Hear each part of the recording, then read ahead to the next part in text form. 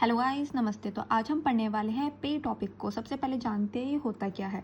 समझ लीजिए आप किसी कंपनी में काम करते हो एक एम्प्लॉय के रूप में, और आपको वो कंपनी हर महीने में आपको सैलरी देती है, जो कि आपको देता है आपका एम्प्लॉयर। आपका एम्प्लॉयर आपको हर महीने जितना भी आपने काम किया है उसके बेसिस पे आपको सैलरी देता है। बट जो आपका एम्प्लॉयर है वो सैलरी देने से पहले थोड़ा सा अमाउंट काट देगा। किसके रूप में काट देगा? इनकम टैक्स के रूप में काट देगा। देन उसके बाद आपको वो सैलरी देगा। इसी पूरे कॉन्सेप्ट को कहा जाता है पे। अब समझते हैं इसमें कहा क्या गया है कि ये एक एडवांस टैक्स है जिसको हम कहते हैं पे, मतलब कि pay as you earn scheme. It is paid in instalment as per the date issue by the government. यहाँ पे जो एम्प्लॉय है वो गवर्नमेंट को क्या देता है? टैक्स देता है। कैसे देता है? इंस्टॉलमेंट की फॉर्म में देता है।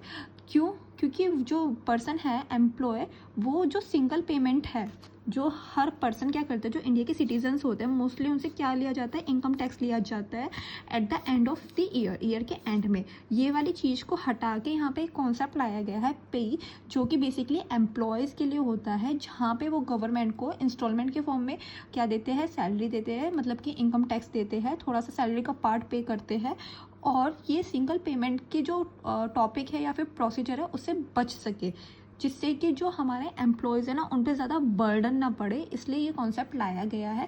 तो इसमें बेसिकली यही है, जो एक एम्प्लॉय होता है वो अपना सैलरी का थोड़ा सा पेमेंट इंस्टॉलमेंट के फॉर्म में गवर्नमेंट को दे देता है, सिंगल पेमेंट वाले प्रोसीजर से बचने के लिए, और उस पर बर्डन भी कम आ जाए इसलिए। If you are an employ you normally pay tax through pay. अगर आप किसी कंपनी में काम करते हैं तो आप मोस्टली पे ही पे करते हैं, ना कि आप जो हमारा वन टाइम प्रोसीजर होता है ना, single payment of income tax, उसे। तो यही हमारा कॉन्सेप्ट है पे।